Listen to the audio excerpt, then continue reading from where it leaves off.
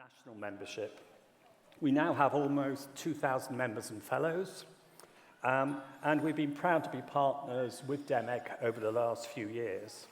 And I'd be glad once again to have the Calman Lecture at this event. During this event, we will present some awards to members and fellows of the Academy, and Claire will explain that as we go along.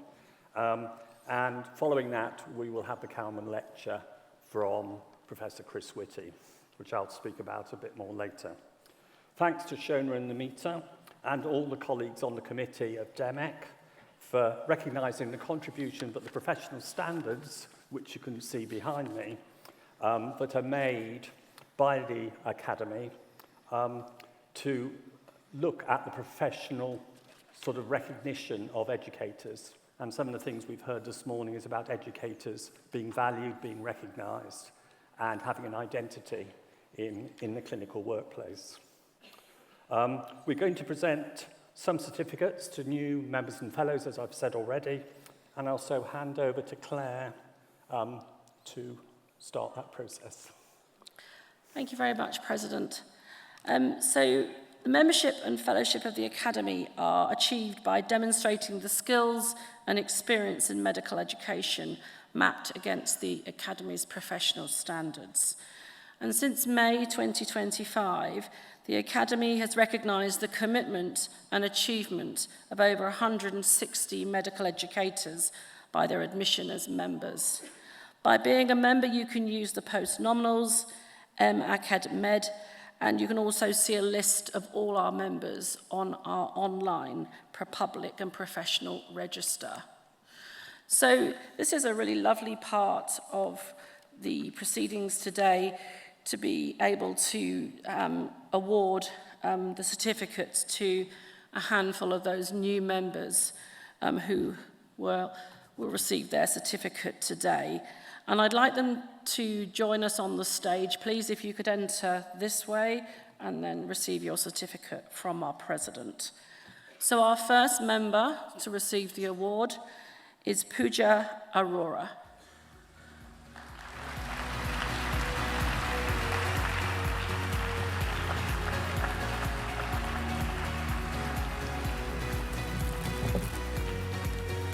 Pooja hasn't got it.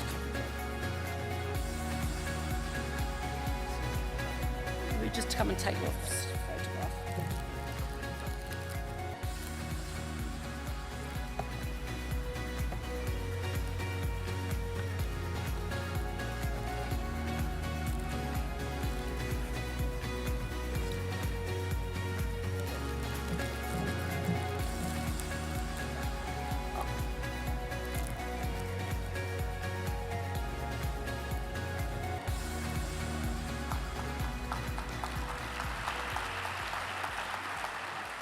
Our second award goes to Cavan Aurora.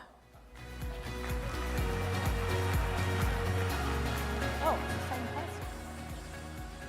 Oh, okay. That's, okay.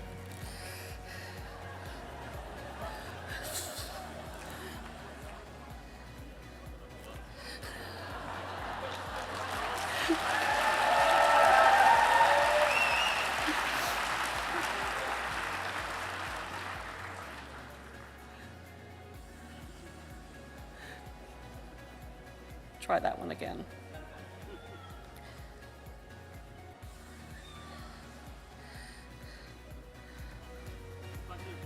Thank you.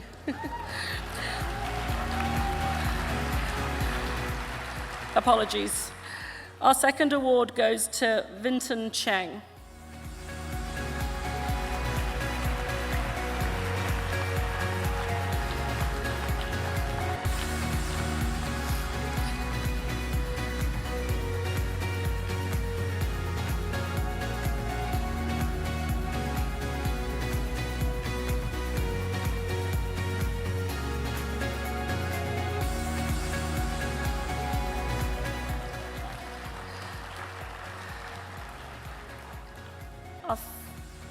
Our third award is for Jason Holdcroft Long.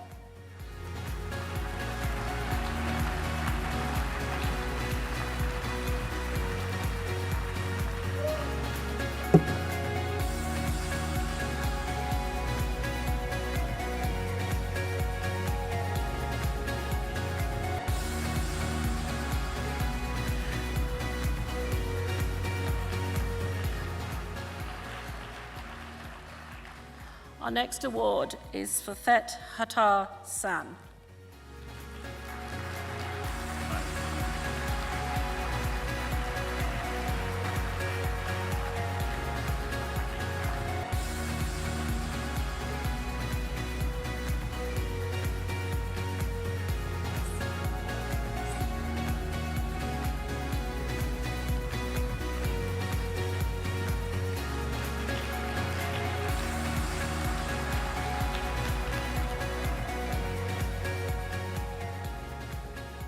Our next award goes to Vaibhav Sundaresan.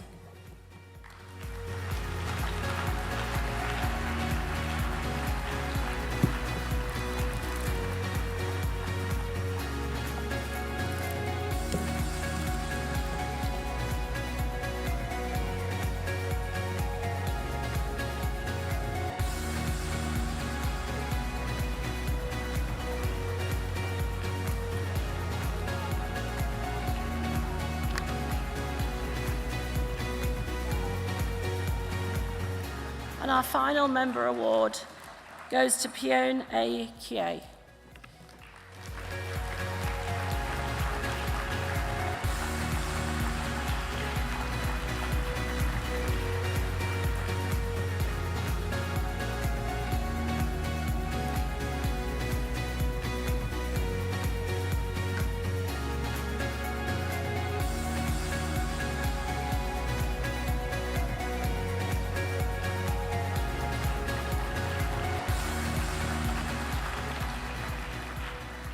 Since May 2025, the Academy has recognised the commitment and achievements of 31 medical educators by their admission as fellows to the Academy.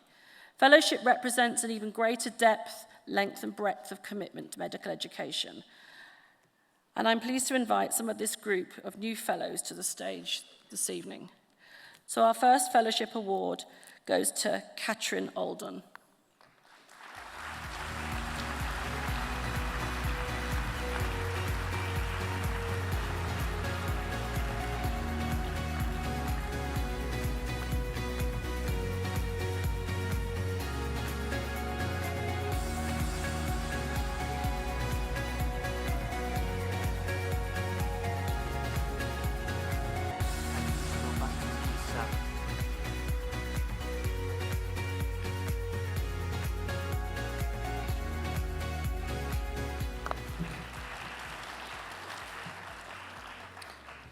Our next award for membership is awarded to Shubham Gupta.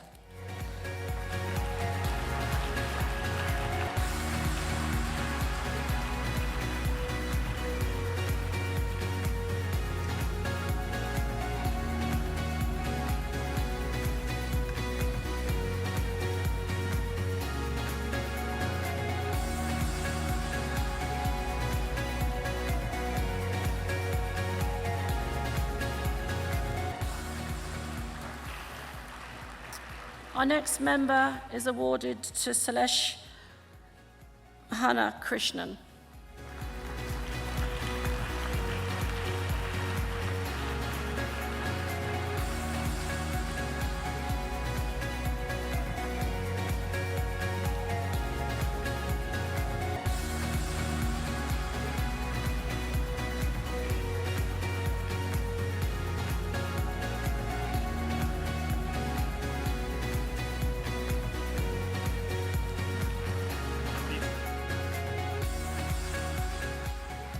And our final fellowship award goes to Stefano Sandrone.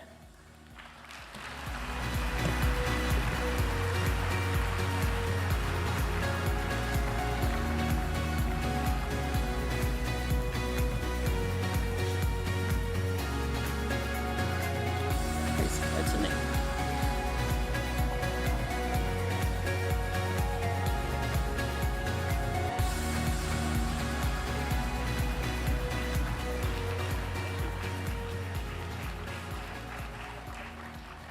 And our next fellowship award is to Amtul Sami.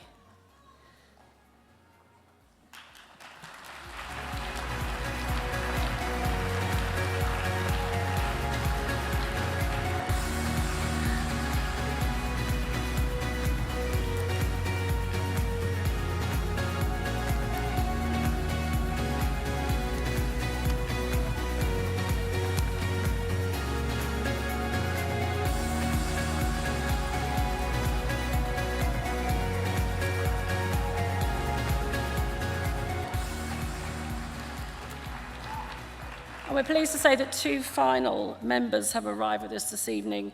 So the first goes to Eshan Nawaz.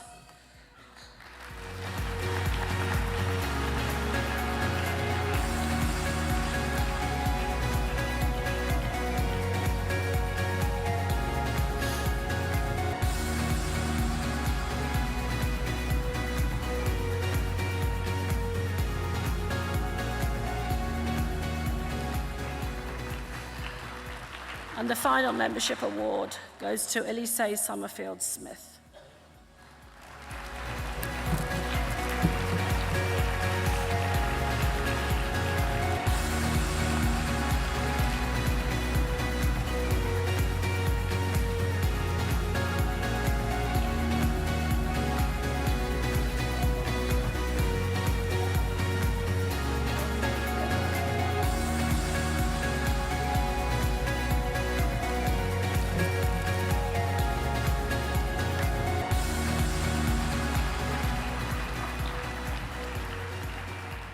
I'm now going to hand back to the President to describe the Calman Award. As you have seen from the programme, we're privileged to hear from Professor Chris Whitty tonight. But before we ask Chris to deliver the 2025 Calman Lecture, the Academy would like to recognise him with the award of an honorary fellowship. Honorary fellowship is the highest award of the Academy of Medical Educators, and the award is intended for exceptional individuals whose contributions are often internationally recognised and have made a significant contribution to medical education. I will now hand over to Claire for a citation for Chris. Thank you, President. So we're delighted and honoured that Professor Chris Whitty, our Chief Medical Officer in England, the UK Government's Chief Medical Advisor and Head of the Public Health Profession, tonight becomes an Honorary Fellow of the Academy of Medical Educators.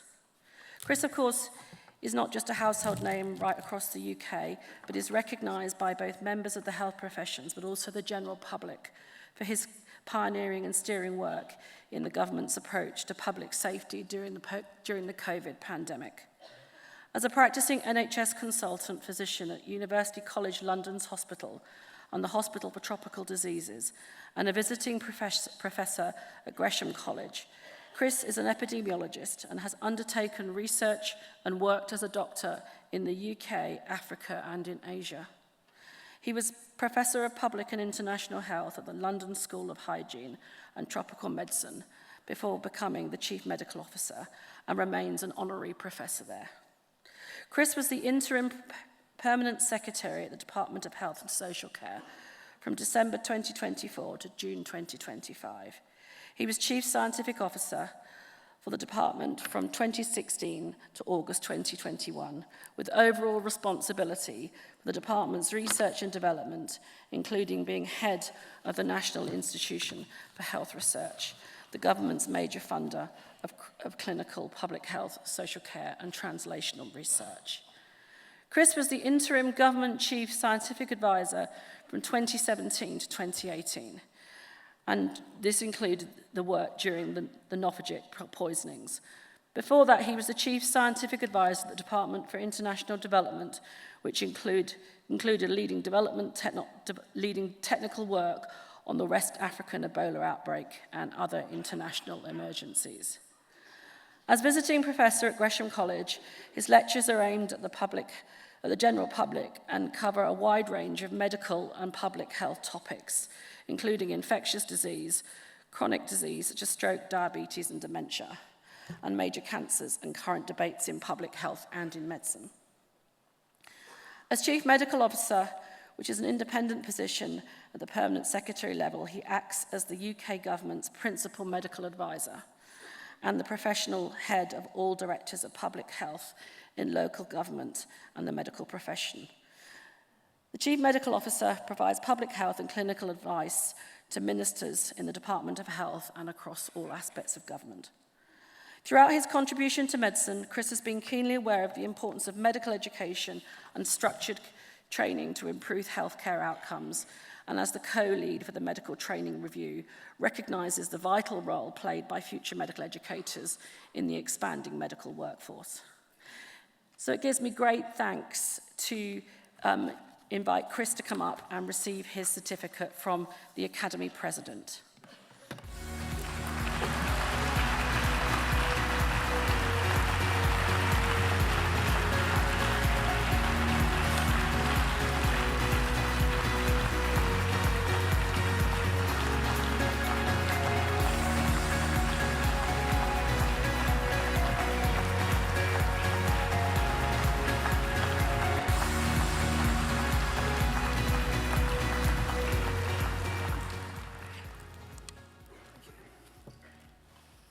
Thank you, Claire. We now get to the Calman lecture. Just before that, I'll just introduce Thomas Rourke here. Tom is one of the newer members of the Academy's Council, and he's going to help with me in chairing the session and have a viewpoint from a resident doctor, as opposed to me, who's a non-resident doctor these days. The Calman lecture is given in honour of Sir Kenneth Calman, who was an honorary fellow and one of the founders of the Academy of Medical Educators. It is a tribute to Sir Ken's own enormous involvement, leadership and contribution to teaching, learning and the organisation of medical training, especially for those who can remember the Calman reform some years ago. We were all immensely saddened when Ken died earlier this year, as it was a huge loss to our community. All of us are indebted to him for his work in education, and I know he left behind many friends, colleagues, and former students, some of them may be here tonight. Ken occupied his very spot back in 2021, delivering the Calman lecture himself on the occasion of the Academy's 15th anniversary. So we are especially pleased we had the opportunity to hear from him then. I cannot think of anyone better to deliver the Calman lecture this year than Chris. Following in the steps of Ken Calman, but also Chris, who made such an impact not only on all of us as health professionals, but also on the whole nation during the COVID pandemic. So I'd like to introduce Chris to deliver the Calman lecture, The Future for Medical Education and Training. Thank you very much.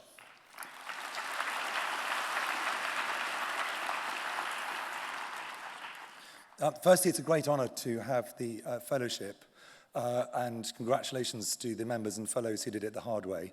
It is something that's really important. The reason I was keen to give this lecture when I was invited to do so is that research very obviously is one of the ways in which we define the future of health, but training and education is the other. And the two pillars of the future of the medical profession of health and of, therefore, all the benefits that flow from that nationally are education, training, and research. And I do feel those run together. Ken Calman, who I massively admired and liked, and it was impossible not to like him for those who knew him, had an absolutely extraordinary career. I'm not going to summarise it, but it is just a few things are worth putting out. He was a very serious doctor and researcher. He was a CMO first of Scotland and then of England. I don't think anyone will ever achieve that again.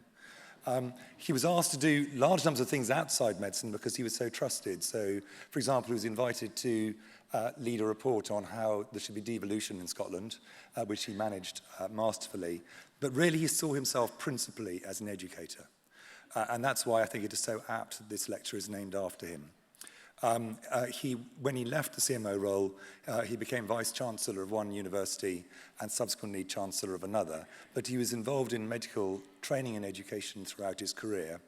And the Calman reforms, which were completed in 1997, were really the last ones, in my view, which received almost universal acceptance and agreement across the medical profession.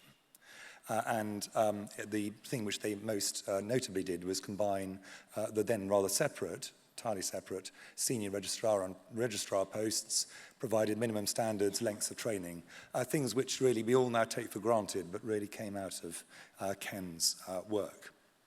And it's worth reading that last comment after the reforms of specialist training, trainees in all grades reported greater satisfaction in their current posts, although the changes required extra training and efforts from consultants, i.e. From all of you and many other colleagues.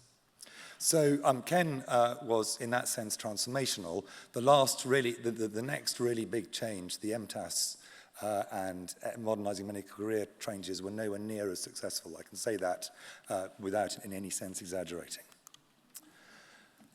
So what are the major drivers for change for doctors, and how are we going to be able to adapt that? Because people who you are leading and teaching and training, and it's a great privilege to do that, are going to reach the middle of their careers in the mid-2040s and the end of their careers when they'll be leading the profession in the 2060s. So that is very much the timescale that we have to think through. And in my view, there are broadly six things which drive this, some of which are predictable and some of which we have to just respond to. But I think we have no excuse for not responding to the things which are predictable. The first is demographic, both UK and global. The second is changes in epidemiology, which usually are relatively predictable. The third is changes in science, which will lead to the profession changing. These are much less predictable. Then there's economics, which is a profession in the UK we rather shy away from, to our shame, in my view, because we need to understand the economic realities if we're to design a system that is durable. There is, of course, politics. I'm not going to talk about politics.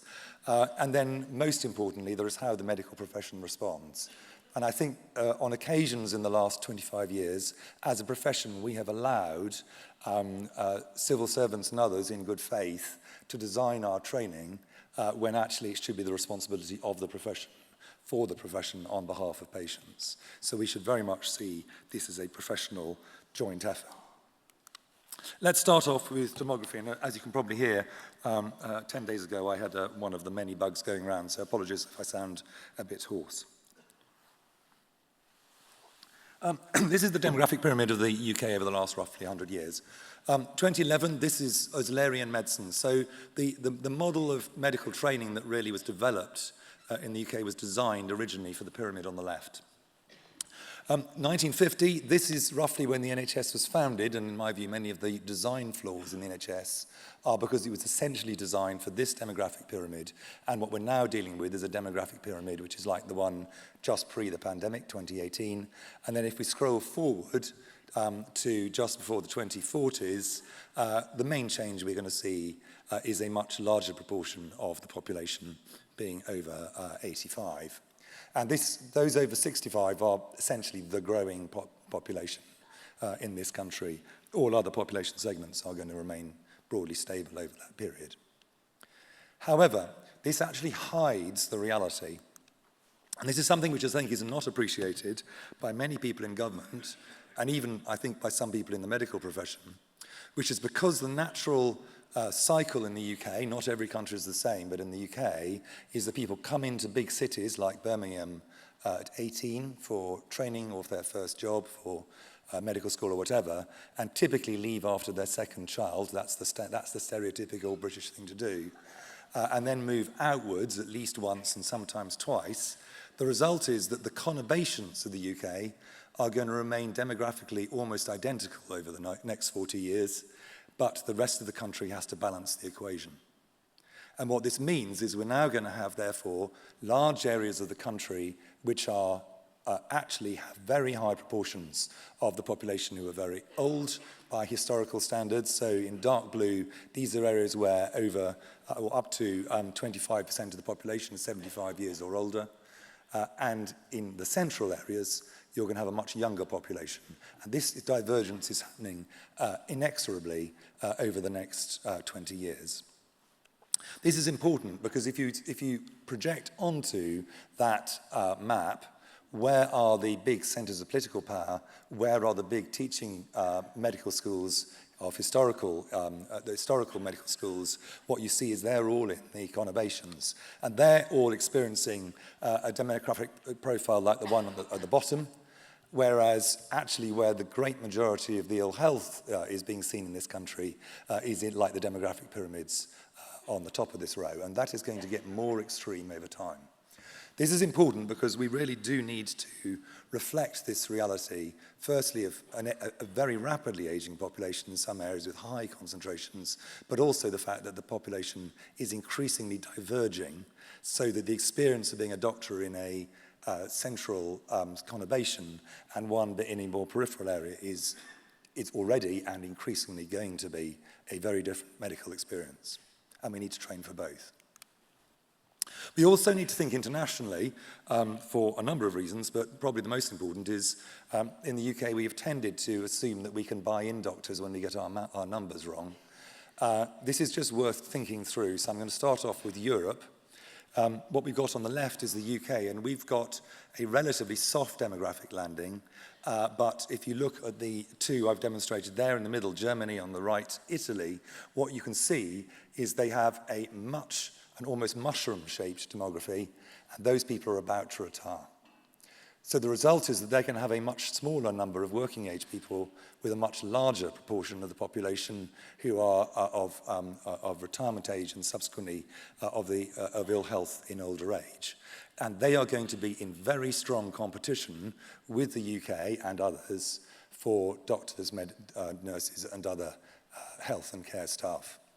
And if we don't take that seriously and train our own cohort of doctors, we're going to run into very difficult trouble predictably and quickly. And then what of the rest of the world? This is I've taken this straight from the late, great Hans Rosling. It says many amazing things. This is every country in the world with the lifespan on the left and the GNI along the bottom. But three things I think are worth highlighting for this talk. The first is that increasingly all countries are moving from bottom left to top right, and will probably, most of them, will have achieved that transition within the working lifetimes of most people entering the medical profession today.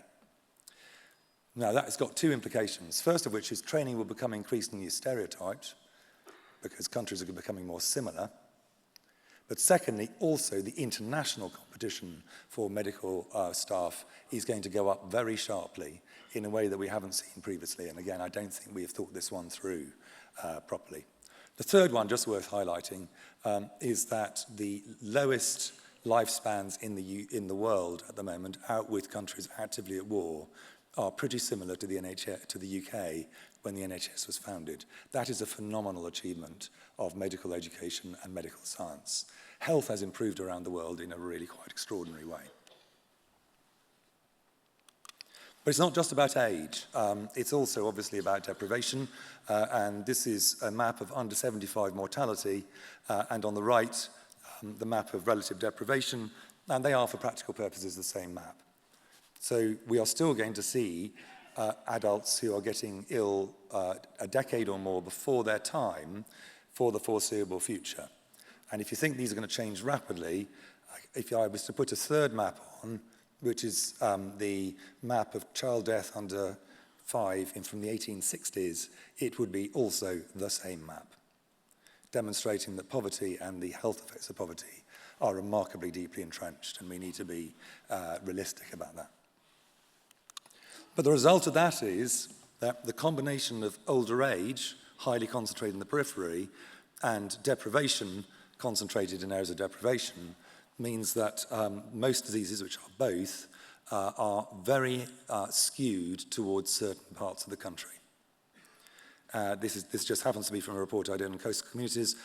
This is coronary heart disease rates, and as you can see, it really leaves out the centre of England almost entirely.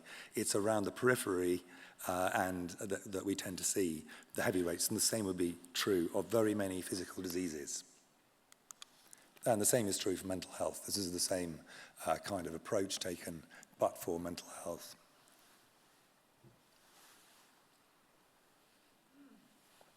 The point I'm making here is that we shouldn't assume that we should be providing homogeneous training everywhere, firstly.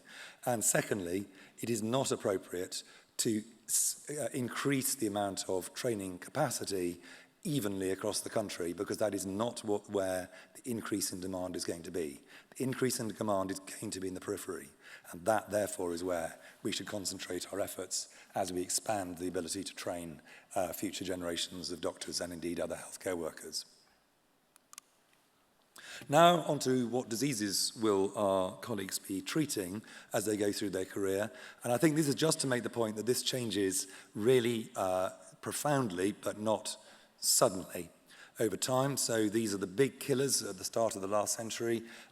Infectious diseases in dotted line largely gone away in younger people, in the elderly, as I said in a report on infections, which I released last week actually, still a very major problem, in my view, under-trained for, under-treated and under-researched in the elderly. Cancers, which cancers are predominant, has changed quite significantly, but cardiovascular disease really has been on a remarkable downward path for the last 40 years.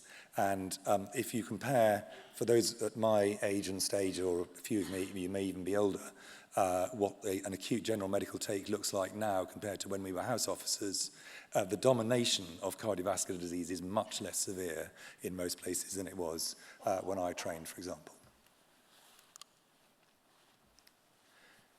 And at every age band, these changes occur, and training has to take account of that.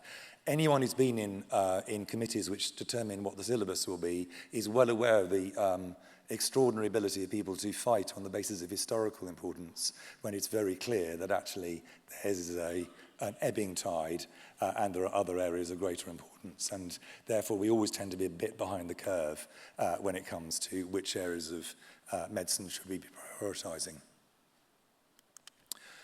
Now, many of the changes that we're going to see are, in fact, very encouraging, and they are predictable.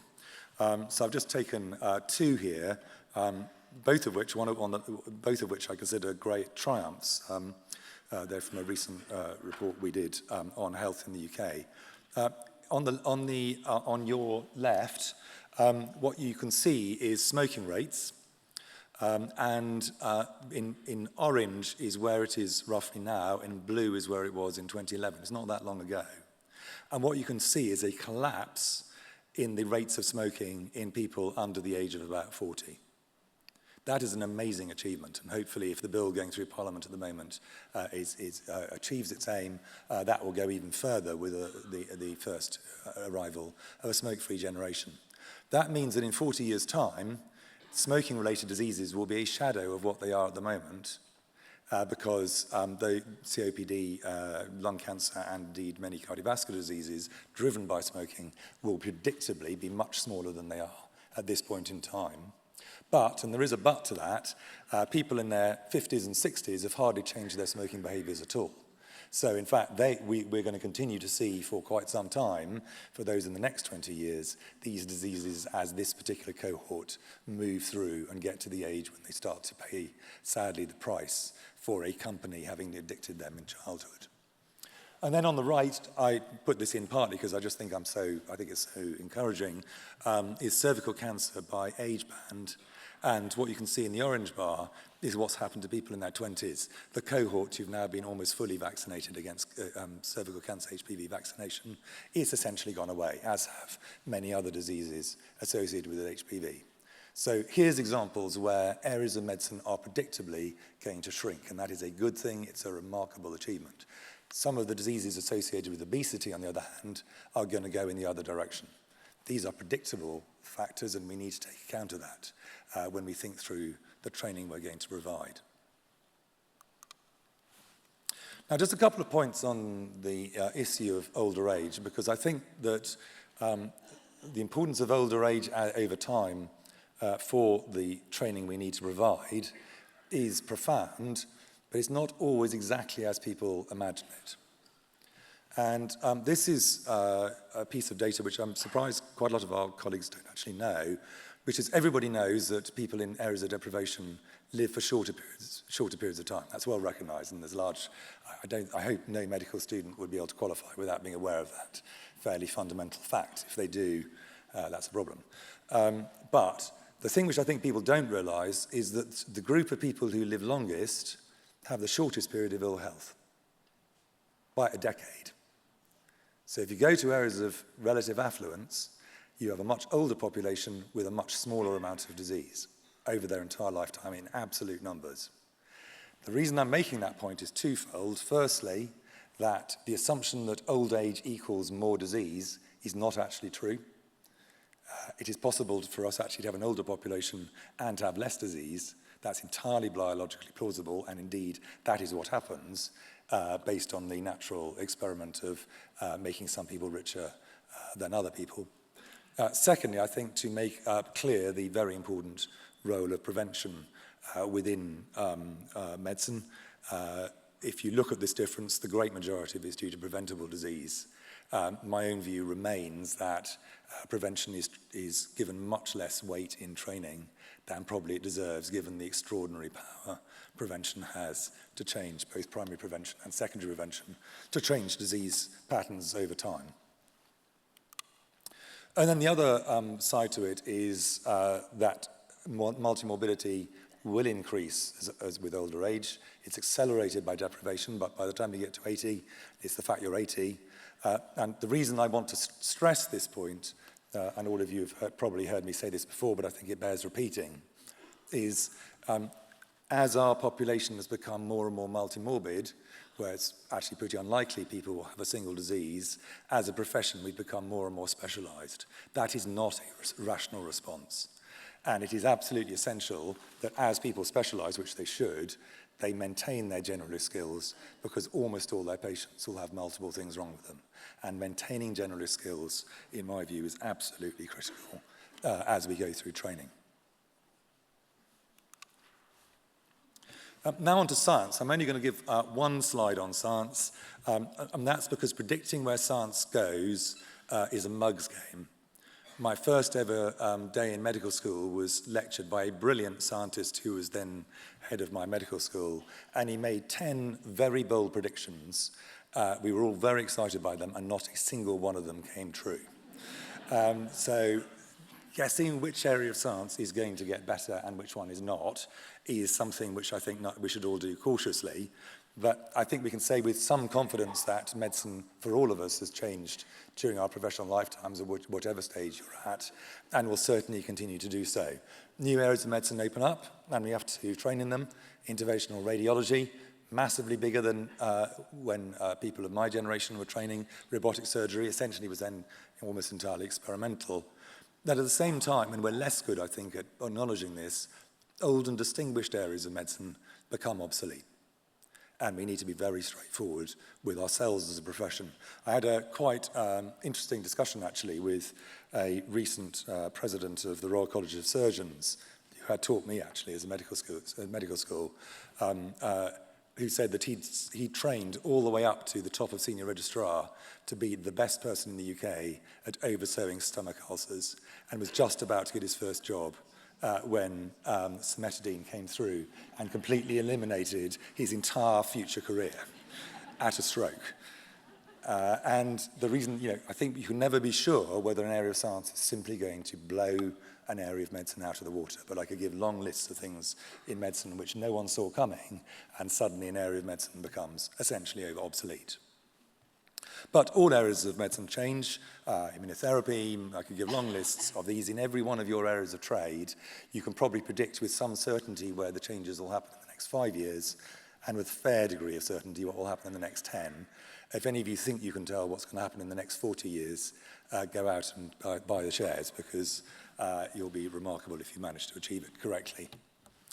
The most obvious of the changes is AI. Overhyped, no doubt about that in some areas, but it is going to transform others. For example, radiology and histopathology, many others as well. So we should just accept that medicine has always been in a state of creative destruction as a result of science, and training needs to respond to that. Finally, before I move on to a section on the medical training review, I do just want to make a point about economics. As a profession, we stick our heads in the sand on economics, and we really can't.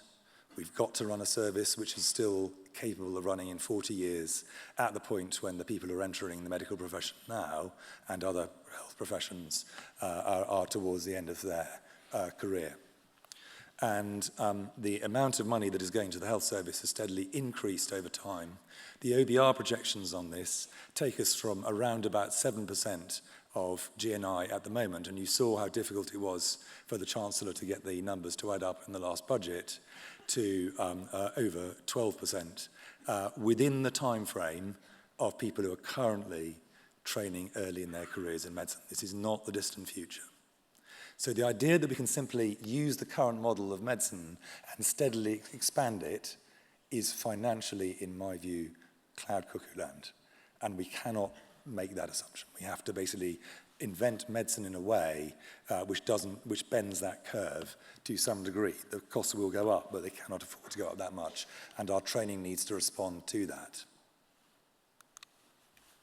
Now on to the medical training review, which is really informed by a lot of these major trends. Those of you who are interested will already have read it, and those of you not interested will not want me to read it out. So I'm basically going to, but what I am going to do is I'm going to highlight a few of my views on some of the recommendations that are there. And the reason I'm going to do so is because you are the group, above all, who are going to either turn this into something that works and improves the training and outcomes for our particularly resident doctor colleagues, but also all the way through the medical career, because one of the points we made is you're in a ratio of training and being trained from the first day you enter medical school to the last day you leave practice. So we're all doing both the whole time. But I also want to show, and I think this will be obvious to all of you, that there are some serious trade-offs that we as a profession are going to have to grapple with, because none of these come cost-free. I don't mean that in an economic sense. I mean in the sense that they're traded off against other aims. The first recommendation, may seem an obvious one, is that the reform of postgraduate medical education training is undertaken and as a matter of urgency. Why have we not done, were we even unsure about that? Well, it's because what happened with modernising medical careers actually probably took us backwards rather than forwards. It is possible to make things worse. And if anyone doesn't believe that, I recommend reading the House of Commons report on what happened in modernising medical careers, and it makes a pretty dismal reading, despite the fact that large numbers of very able, well-meaning people started off with the best of intentions. So it is possible to make things worse, and we should always enter into things with some humility. Second one I wanted to highlight, training should become more flexible. I think if there was a criticism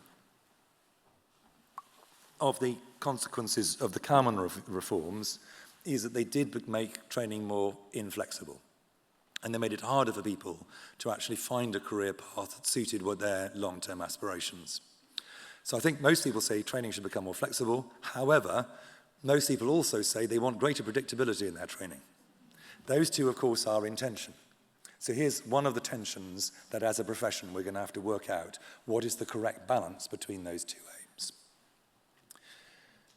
Fourth recommendation, differentiation between training and service roles should be made less rigid for doctors early in their careers. It was really designed for an era when there was a much smaller proportion of the medical population working in a variety of local roles that are not formal training roles. And the real question here is, okay, so these are doctors relatively early in their careers. They still need to be trained. They still need to improve in their skills. How are we going to provide that training without detracting from the training experience of people who got a training number, have competed for ones, and who have a reasonable and aspiration to become a GP principal of some form or a consultant later in their careers? We're going to have to, again, get the balance right between both those two things. And then in terms of reforming the medical training, we need to provide a medical workforce across the country for the population equitably. Equitably does not mean the same everywhere. The maps I was showing you early on show that the expansion in need is going to occur in some parts of the country, and those are the areas we must be providing the training in. Because there is really clear evidence, and we all know it, that people tend to practice close to where they trained.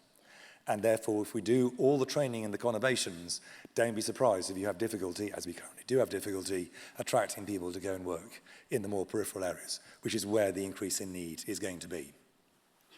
But we must recognise there is a tension between this need and the understandable geographical preferences stated by resident doctors, who are, for example, having to run 2 careers in parallel very often. Now on to something which I think is a very serious problem we're going to have to just do something about. Core training competition ratios. They genuinely are a very serious issue now. And these are the data. Having had a very stable competition ratio, in my view, there always should be some degree of competition, I suspect you'd all agree, the ratios have become absolutely eye-watering in some disciplines. And the reason for that, fundamentally, is the number of people who are international medical graduates who have never worked previously in the UK, that's the key point I want to make, have increased extraordinarily rapidly over a small number of years. The UK is incredibly lucky to have international medical graduates. It always has been lucky to have them. It will continue to be incredibly lucky to have them. But we need to get the ratio between UK-trained home graduates, international medical graduates who've had a already commitment to the NHS, which is very, very many, and people who have had no previous experience in the NHS, right. And it's the third group, I think, which we have to just accept. We cannot ride all 3 horses simultaneously, and we must try and protect our international existing medical graduates who provide so much to the NHS. So recommendation 2, which I've taken out of order, we're going to have to address these bottlenecks, and this will have to include consideration of the right ratio between new international graduates and those already working and training in the NHS. We've just got to get that right now. And there'll be consultations on this. Recommendation 7, if you don't support this recommendation, then we've got a problem. We need to support medical educators. And we also need to make their life more enjoyable. I'm very confident none of you enjoy the bureaucracy that surrounds being medical educators. Well, if you do, great, but you're in a minority. I'm very confident also that all of you really enjoy being medical educators, and we need to try and rebalance that and provide proper support over time.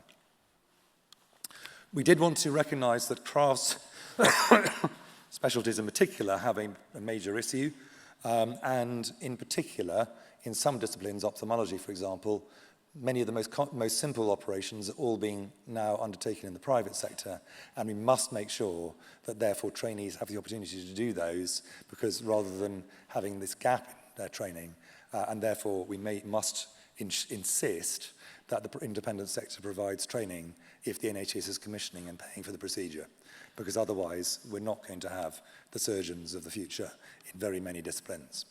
And the same is true in other craft specialties. And finally, 2 other recommendations I wanted to highlight.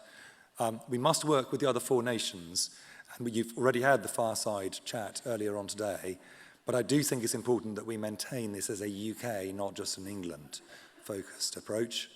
And we should work as the colleges, as the GMC, as the postgraduate deans, and as all of you, to maintain the generalist skills and also to ensure digital skills for the future. And finally, clinical academic medicine. Actually, one of the areas in the training review diagnostic stage, which is the one we've done already, which came out very well, people who are in clinical academic training, by and large, found it a very positive experience. We don't want to lose that as we change this, because as I started off, the twin pillars of the future of the medical profession are training and research, and we need to be able to do both, and we need to allow people to be able to do both in all parts of the country, not only in specialist training hospitals. So, my summary, major drivers of change for doctors. We must, as people involved in training, adapt to these. Demography, epidemiology, science, the most difficult to predict really, economics, politics, which I've left to one side, but we as the medical profession need to take ownership of this. This is something which we understand both the pros and the cons of different areas. Only we really can trade off these difficult trade-offs that we're going to have to face into. But I'm very confident we can do so. And I know that Ken Calman would be enormously proud of what all of you have done and what the Academy has done over this time. So thank you very much, and happy to take some questions.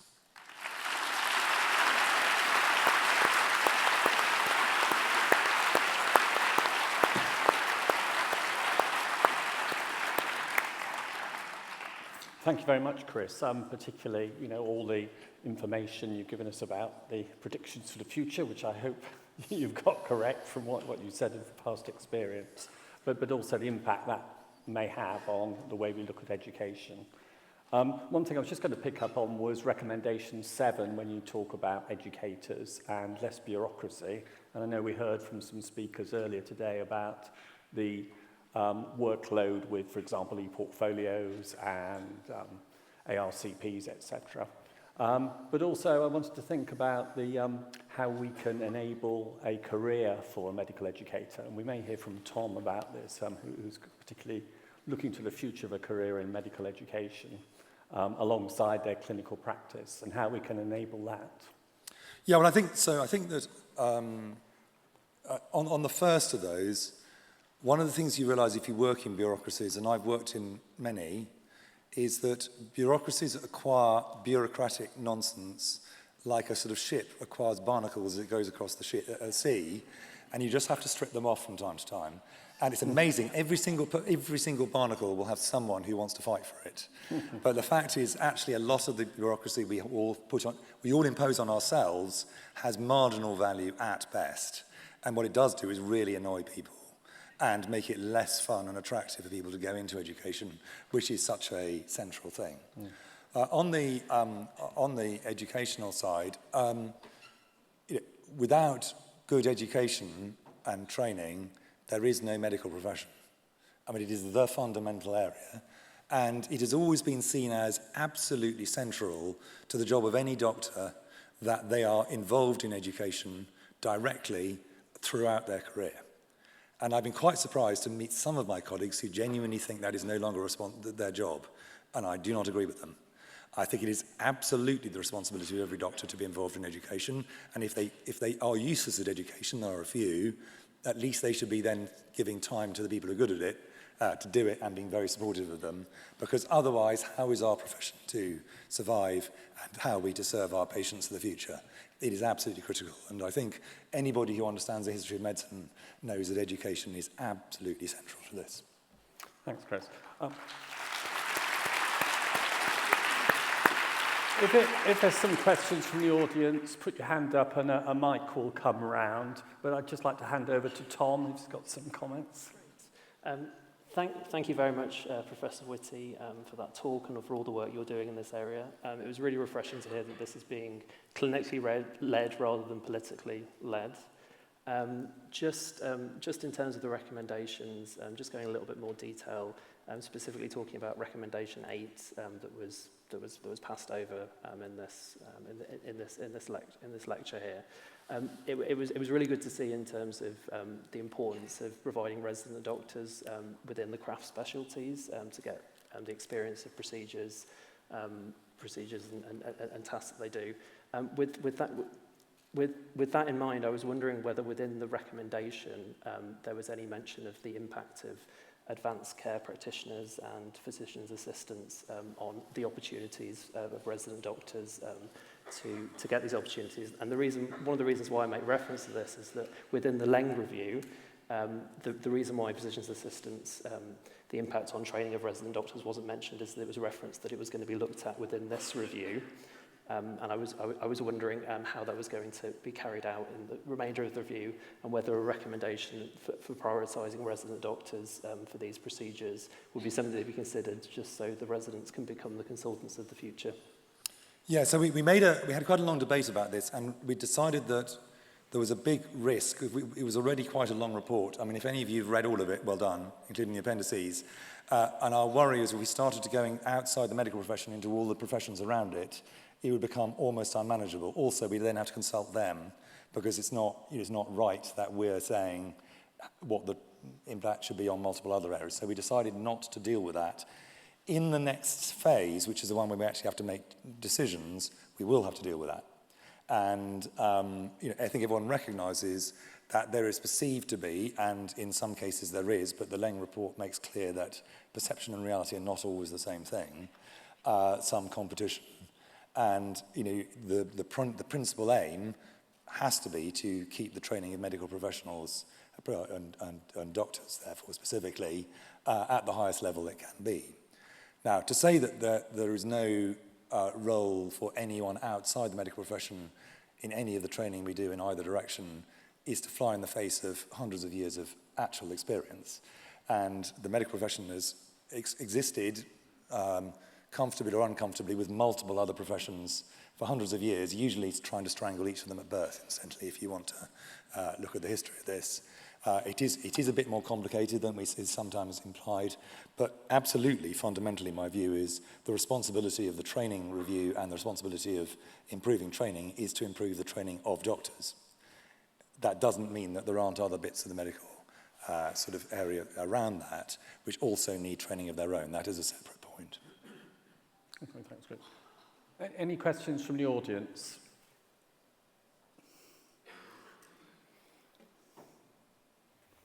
Well.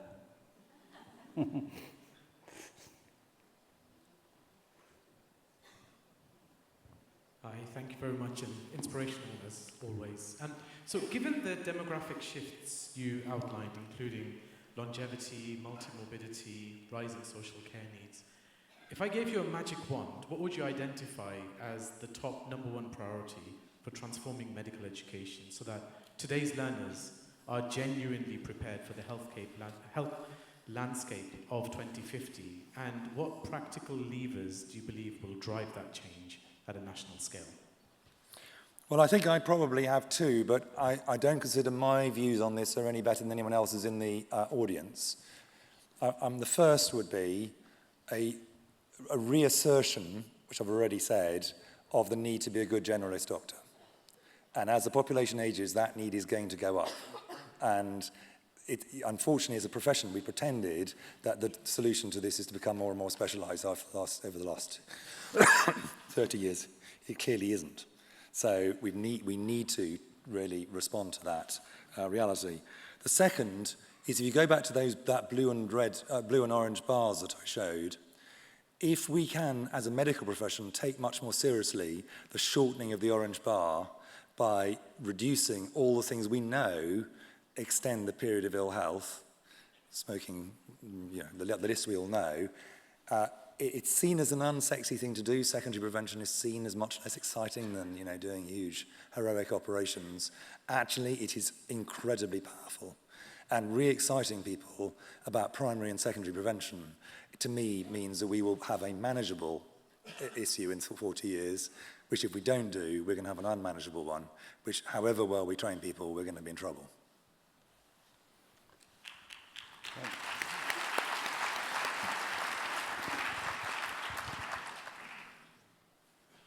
Any other questions? One question. Yep. Thank you for that. It's the time where everyone's applying for training, and a lot of my colleagues, I'm lucky to have got into training a couple of years ago, a lot of my colleagues are struggling, and it's like the reason why, there's one of the reasons why doctors are striking. So bottlenecks is a big issue, and you've noted IMGs, and it's open to people without NHS experience. But there's also the other side of it as well. How do we phrase this debate that doesn't make us against them type debate? Because I think the message is quite clear, the reason why there's bottlenecks. But how do we make it where we value the IMGs? It doesn't sound like it's UK graduates against non-UK graduates. Because I feel like some of my IMG colleagues get the feeling of that already, if that makes sense. Yeah, no, I completely agree with that. So I think you're exactly right that we've got to get this balance right. And I think we're going to have to move fairly fast on it, because the longer we leave this, the bigger the problem we're storing up for the future. So first thing is, let's act as fast as possible. I've been arguing for that, and I will continue to argue for that. But secondly, we must celebrate the contribution that IMGs have made to the NHS for decades. Without IMGs, the NHS would be unable to function. We also learn a huge amount from people with different experiences from around the world. I've been an international graduate in a sense, working in other countries, and I've seen the benefits mutually to having people moving in both directions. Incidentally, if any of you have turned down people wishing to do overseas experience, shame on you, because I think it is really essential that we as a profession see ourselves as an international profession. And that's why I think, rather than having the fault line, which I worry about if we leave it too long, between UK-based IMGs and UK-based UK medical graduates. We want to have the fault line at the people who've never worked in the UK previously, because I think that is a manageable one, and we can then celebrate and work with the IMGs and still resolve this problem. I hope that makes sense. There isn't a perfect way of doing it, but I think it is achievable, but that is, I think, central to what we've got to do. But absolutely, the NHS is dependent on and hugely benefits from the IMGs that it's got in the system at the moment.